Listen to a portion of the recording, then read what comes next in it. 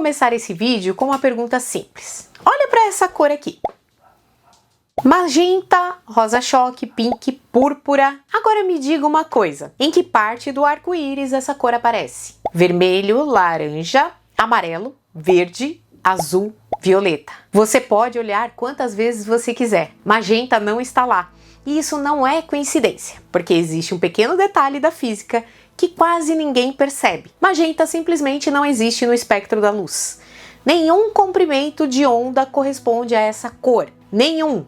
E mesmo assim, todo ser humano saudável consegue enxergá-la perfeitamente. Isso cria um dos paradoxos mais curiosos da ciência da percepção. Como podemos ver uma cor que não existe na física do universo? A resposta envolve neurociência, evolução, física da luz e uma pequena mentira que o seu cérebro conta para você todos os dias. E curiosamente, essa mentira foi essencial para a sobrevivência da nossa espécie. Hoje você vai entender por que o magenta não aparece no arco-íris, como o cérebro inventa cores que não existem e o que isso revela sobre a forma como percebemos a realidade. Porque no final desse vídeo, talvez você perceba algo perturbador. Talvez nenhuma cor realmente exista.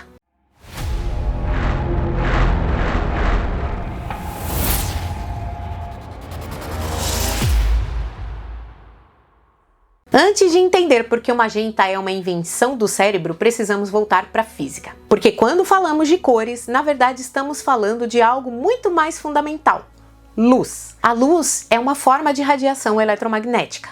Ela faz parte do mesmo fenômeno que inclui ondas de rádio, micro-ondas, infravermelho, ultravioleta, raio-x e raios gama. Tudo isso é a mesma coisa do ponto de vista da física. A única diferença entre essas radiações é o comprimento de onda. Quanto maior o comprimento de onda, menor a energia. Quanto menor o comprimento de onda, maior a energia. E existe uma pequena região desse espectro que o corpo humano consegue detectar. Essa região é chamada de espectro visível. Ela vai aproximadamente de 400 a 700 nanômetros. Em outras palavras, do vermelho até o violeta. Quando a luz branca passa por um prisma, por exemplo, esses diferentes comprimentos de onda se separam. Esse fenômeno foi estudado de maneira sistemática por Isaac Newton no século 17. Newton percebeu algo extraordinário. A luz branca não é uma cor simples. Ela é, na verdade, uma mistura de todas as cores do espectro visível. Quando essas frequências se separam, surge aquilo que todos nós conhecemos como arco-íris. E o arco-íris revela algo muito importante sobre a física das cores. O espectro visível é uma sequência contínua. Ele começa no vermelho, passa por laranja, amarelo, verde, azul e termina no violeta. Mas existe um detalhe curioso que quase ninguém percebe. O espectro de cores da física é uma linha reta. Ele começa em um ponto e termina em outro. Agora pense em algo muito comum no mundo da arte, da pintura, do design, o círculo cromático. Se você já estudou pintura, design gráfico ou teoria das cores, provavelmente já viu essa imagem. No círculo cromático, as cores estão organizadas em formato de roda. Vermelho, laranja, amarelo, verde, azul e violeta. E então, de alguma maneira, o círculo fecha. Mas aqui aparece um problema físico. No espectro real, da luz, vermelho e violeta estão em extremos opostos. Eles não são vizinhos, existe uma enorme diferença entre eles, um intervalo muito grande. Em outras palavras, ele diz que o espectro é uma linha aberta. Mas a nossa percepção organiza as cores como um círculo fechado. Essa diferença aparentemente pequena revela algo profundo sobre a visão humana, porque para transformar uma linha em um círculo, é necessário criar uma conexão artificial entre as duas pontas, entre o vermelho e o violeta. E é exatamente nesse ponto que surge uma cor extremamente curiosa. Uma cor que não tem comprimento de onda próprio. Uma cor que não aparece no arco-íris. Uma cor que simplesmente não existe no espectro eletromagnético. Essa cor é o magenta. Estudos sobre percepção cromática mostram que o cérebro cria essa ligação artificial no chamado gap do magenta, lacuna perceptiva, que fecha o círculo de cores quando o sistema visual interpreta simultaneamente sinais de vermelho e azul sem a presença do verde. Ou seja, a própria estrutura da percepção humana precisou inventar essa cor para tornar o sistema de cores coerente. Mas isso levanta uma pergunta ainda mais interessante. Se o magenta não existe na física da luz, então de onde exatamente ele vem? A resposta não está no espectro eletromagnético. Ele está dentro do seu olho. E mais especificamente, dentro da sua retina. Para entender de onde o magenta realmente surge, precisamos sair do espectro da luz e entrar dentro do olho humano. Porque aquilo que chamamos de cor não é exatamente uma propriedade da luz. Cor é uma interpretação do cérebro. E tudo começa na retina. A retina é um tecido neural extremamente sofisticado que fica na parte posterior do olho. Ela não é apenas um sensor de luz, ela é praticamente uma extensão do próprio cérebro. Ali existem dois tipos principais de células fotossensíveis, bastonetes e cones. Os bastonetes são responsáveis pela visão em ambientes de pouca luz. Eles são extremamente sensíveis, mas não distinguem cores.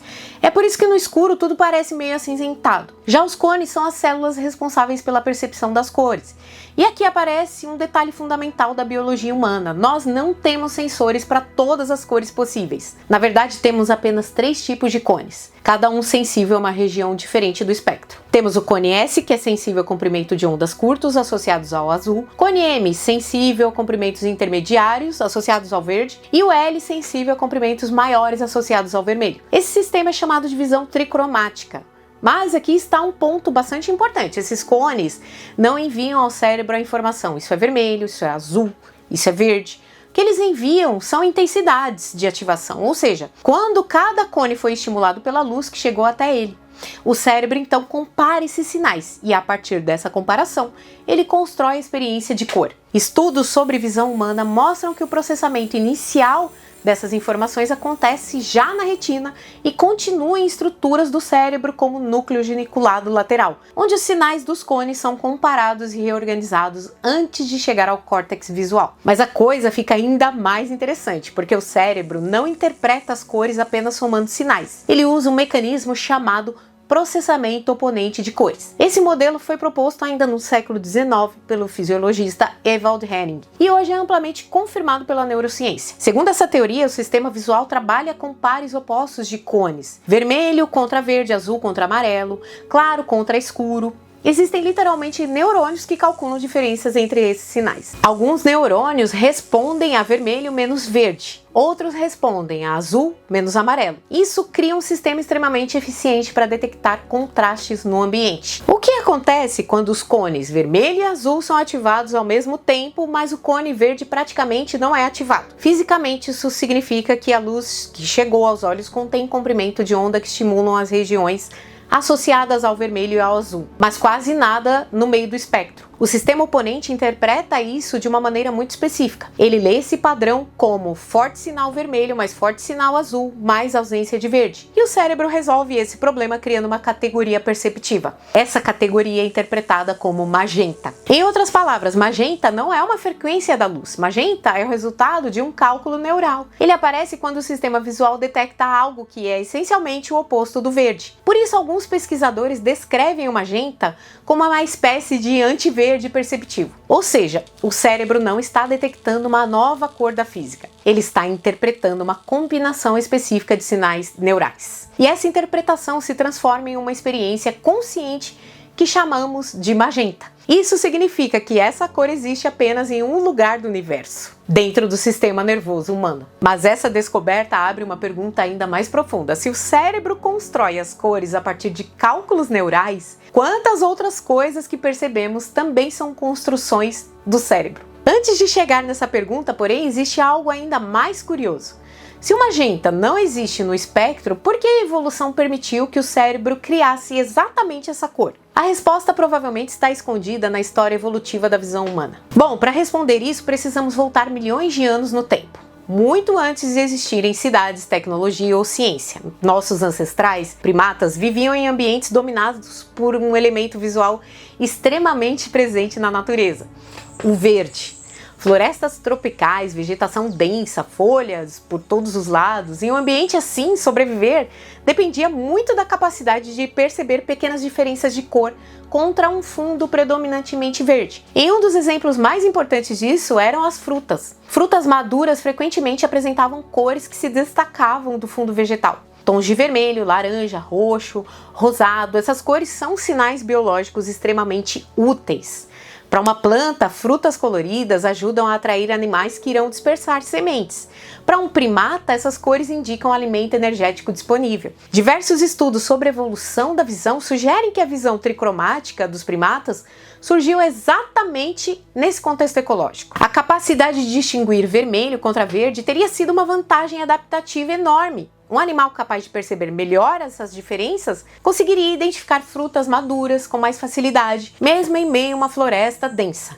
Isso aumentaria suas chances de alimentação e, consequentemente, suas chances de sobrevivência e reprodução. Do ponto de vista evolutivo, isso é tudo que importa. A genética mostra que o sistema tricromático dos primatas surgiu por meio de duplicações e modificações de genes, diopsinas, proteínas, que são sensíveis à luz presentes nos cones da retina. Com o tempo, essas modificações criaram 3 sensores espectrais diferentes. Um mais sensível ao azul, um ao verde e outro ao vermelho. Esse sistema permitiu uma comparação extremamente precisa entre as diferentes regiões do espectro. Mas aqui aparece algo ainda mais interessante. Quando o cérebro desenvolve um sistema altamente sensível ao contraste vermelho versus verde, ele também cria uma estrutura neural especializada para detectar aquilo que é oposto ao verde. E como vimos anteriormente, quando o sistema visual recebe sinais fortes de vermelho e azul, sem a presença do verde, ele interpreta isso como uma categoria perceptiva específica. Essa categoria é o magenta. Ou seja, o magenta pode ser entendido como um subproduto inevitável da forma como o cérebro evoluiu para detectar contrastes importantes no ambiente natural. Em um mundo dominado por tons de verde, possuir um sistema neural capaz de identificar rapidamente aquilo que foge desse padrão poderia representar uma vantagem significativa. Alguns pesquisadores sugerem que essa capacidade perceptiva ajudou primatas a detectar não apenas frutas, mas também flores, novos brotos, até sinais sociais associados à coloração da pele. Nesse sentido, o magenta não é uma cor arbitrária. Ele é o resultado de milhões de anos de evolução moldando um sistema visual altamente eficiente. O cérebro humano não foi projetado para perceber o espectro eletromagnético de maneira perfeita. Ele foi moldado para resolver problemas de sobrevivência. E se nesse processo ele precisou criar categorias perceptivas que não existem fisicamente na luz, isso simplesmente significa que a percepção não é um espelho perfeito do universo. Ela é uma estratégia biológica para interpretar o ambiente. Mas essa história revela algo ainda mais intrigante. Se a nossa percepção de cor depende da estrutura dos nossos sensores visuais, então outros animais podem perceber o mundo de maneiras completamente diferentes? Talvez existam cores que nós simplesmente não conseguimos imaginar. Para entender isso, precisamos lembrar que o cérebro constrói as cores comparando sinais de receptores sensíveis à luz. Quanto maior o número de receptores diferentes, maior o número de comparações possíveis e, portanto, maior o número de cores perceptíveis. Os humanos possuem 3 tipos de cones, por isso nossa visão é chamada de tricromática. Mas muitos animais possuem sistemas visuais completamente diferentes. Diversas aves, por exemplo, possuem 4 tipos de cones. Isso significa que elas são tetracromáticas. Além de perceberem as cores que vemos, elas também conseguem detectar radiação ultravioleta, algo totalmente invisível para nós. Isso transforma completamente a aparência do mundo para esses animais. Flores que pra gente parecem simples podem exibir padrões ultravioleta extremamente complexos. Esses padrões funcionam como verdadeiros guias de pouso para insetos polinizadores. Para uma abelha, por exemplo, uma flor não é apenas um objeto colorido. Ela pode parecer quase como um alvo luminoso com pistas visuais indicando exatamente onde está o néctar. Mas existem casos ainda mais extremos. Um dos exemplos mais impressionantes é o camarão mantis. Esse animal possui até 12 tipos diferentes de receptores de cor. Durante muito tempo, cientistas imaginaram que isso significaria que o camarão mantis perceberia um número gigantesco de cores. Hoje sabemos que o sistema visual dele funciona de maneira diferente da nossa, utilizando uma estratégia de processamento mais direta. Mas mesmo assim, isso mostra algo fascinante. O universo visual pode assumir formas extremamente variadas dependendo da biologia de quem está observando. Isso significa que aquilo que chamamos de cores do mundo não são propriedades absolutas da realidade. São apenas a forma como nosso sistema nervoso traduz informações luminosas. Isso leva a uma consequência filosófica muito interessante. Talvez existam cores no universo que simplesmente não conseguimos imaginar. Não porque elas são raras, mas porque nosso cérebro não possui sensores capazes de detectá-las. Seria um pouco como tentar explicar música para alguém que nunca teve audição. A informação pode existir fisicamente, mas sem o sensor adequado, ela nunca se transforma em experiência consciente. E nesse sentido, o magenta revela algo muito mais profundo do que apenas uma curiosidade sobre cores. Ele mostra que aquilo que chamamos de realidade visual é, na verdade, uma construção do sistema nervoso. O cérebro não está apenas registrando o mundo, ele está constantemente interpretando, organizando e até inventando categorias perceptivas para tornar o ambiente compreensível. Isso nos leva a uma pergunta ainda mais provocativa. Se o cérebro constrói as cores, quantas outras partes da realidade também são construções da nossa percepção? Antes de explorar essa pergunta, existe um detalhe curioso que vai ajudar a ilustrar melhor como o sistema visual funciona. Existe um experimento simples que qualquer pessoa pode fazer e que mostra de maneira surpreendente como o cérebro cria cores que não estão realmente presentes na luz. Olhe para o ponto que vai aparecer no centro da tela. Agora fixe o olhar exatamente nesse ponto por alguns segundos. Não desvie o olhar, continue olhando mais alguns segundos. Agora a tela vai ficar branca. O que você está vendo agora? Provavelmente apareceu uma mancha magenta ou rosada, mesmo que nenhum pixel dessa cor tenha sido exibido na tela. Essa experiência é conhecida como afterimage ou pós-imagem. E ela acontece por causa de um fenômeno chamado adaptação neural. Quando você fixa o olhar por muito tempo em uma cor intensa, como o verde, os cones responsáveis por detectar essa região do espectro começam a se adaptar. Em outras palavras, eles ficam temporariamente menos sensíveis. Isso significa que o sistema visual passa a receber menos sinal vindo do canal associado ao verde. Quando a imagem desaparece e a tela fica branca, todos os comprimentos de onda da luz estão presentes ao mesmo tempo. Mas como os cones associados ao verde estão momentaneamente fadigados, os sinais dos cones vermelho e azul passam a dominar. O cérebro interpreta essa cor específica, e essa cor é exatamente o magenta. Ou seja, o magenta aparece não porque ele está presente na luz, mas porque o sistema visual está comparando sinais neurais. Esse experimento revela algo profundo. A percepção de cor não depende apenas da luz que entra nos olhos, ela depende também do estado interno do sistema nervoso. Os neurônios da retina e do cérebro estão constantemente recalibrando seus sinais. Eles se adaptam ao ambiente luminoso, compensam variações de iluminação e recalculam contrastes para manter o mundo visual relativamente estável. Esse mecanismo é extremamente útil. Sem ele, nossa percepção mudaria drasticamente sempre que a iluminação do ambiente variasse um pouco. Mas essa mesma flexibilidade também revela uma consequência intrigante. O cérebro não está apenas recebendo informações passivamente.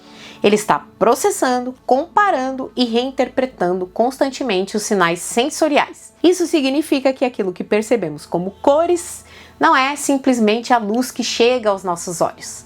É o resultado de cálculos neurais complexos acontecendo em tempo real. E nesse processo, o cérebro às vezes cria experiências perceptivas que não correspondem diretamente a nenhum comprimento de onda específico da luz. Magenta é um exemplo clássico. Ele aparece quando o sistema visual tenta resolver uma situação em que os sinais neurais não correspondem a uma cor espectral única. E em vez de ignorar essa informação, o cérebro cria uma nova categoria perceptiva, uma solução elegante para um problema de interpretação. Mas essa história ainda tem uma última consequência fascinante.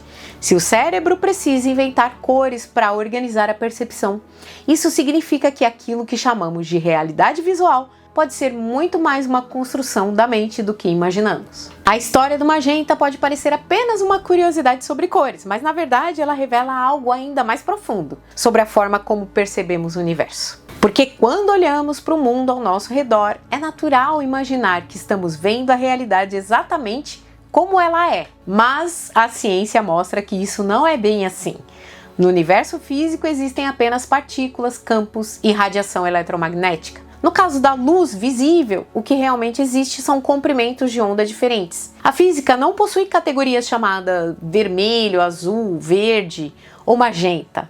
Essas categorias não estão presentes no mundo externo. Elas surgem apenas quando o sistema visual humano interpreta os sinais que chegam aos nossos olhos. Ou seja, aquilo que chamamos de cor não é uma propriedade da luz, é uma experiência criada pelo cérebro. O magenta deixa isso particularmente claro. Ele não possui comprimento de onda próprio, ele não aparece no arco-íris, ele não existe no espectro eletromagnético. Mas ainda assim, é uma experiência perceptiva perfeitamente real para nós. E isso acontece porque o cérebro não funciona como uma câmera fotográfica registrando o mundo passivamente. Ele funciona mais como um interpretador ativo de informações sensoriais. O sistema nervoso recebe sinais incompletos, compara padrões, calcula contrastes e cria categorias perceptivas que ajudam a organizar o ambiente. Esse processo funciona tão bem que na maior parte do tempo esquecemos que ele está acontecendo. A experiência que temos é simplesmente a de um mundo cheio de cores. Mas, por trás dessa experiência, existe um sistema biológico extremamente sofisticado que está constantemente construindo essa realidade visual. E isso levanta uma pergunta intrigante. Até algo aparentemente simples, como uma cor, pode ser uma construção da mente. Quantas outras partes da realidade que percebemos também são interpretações do cérebro? A percepção de profundidade, a sensação de movimento, a própria experiência do tempo. Todos esses fenômenos dependem de mecanismos neurais complexos. Isso não significa que o mundo externo não exista. Significa apenas que aquilo que experimentamos como realidade é sempre uma tradução feita pelo nosso sistema nervoso. Nesse sentido, o magenta funciona quase como uma pequena pista deixada pela biologia. Uma lembrança de que o cérebro não apenas detecta o universo, ele também participa ativamente da forma como o universo aparece para nós. Se você gostou desse tipo de conteúdo que conecta física, neurociência e as grandes perguntas sobre a realidade, já deixa o like aqui no vídeo, tá? Isso ajuda muito o canal a continuar produzindo conteúdos cada vez mais profundos sobre ciência. E se você ainda não é inscrito no Matematizei, se inscreva no nosso canal. Aqui a gente tenta fazer algo um pouco diferente. A gente não olha para a ciência apenas como um conjunto de fórmulas ou curiosidades. Nós tentamos entender como o universo realmente funciona. Também gostaria de deixar aqui um agradecimento muito especial aos membros do canal. O apoio de vocês tem sido fundamental para melhorar a qualidade dos vídeos, investir em pesquisa e permitir que o canal continue crescendo. Muito obrigada a todos vocês que fazem parte dessa comunidade. E se você quiser ajudar diretamente, além do clube de membros, nós temos a chave Pix, botão Valeu Demais, nossa loja com produtos exclusivos. Vou deixar aqui na tela, mas também vou deixar no primeiro comentário fixado, tá bom? Agora eu quero deixar para vocês 4 sugestões de vídeos que vão interligar com esse assunto que a gente falou aqui hoje, tá? Dá um pulinho lá que vocês vão gostar. Pessoal, muito obrigada por chegar até aqui. Um beijo no coração de todos vocês e até o próximo vídeo.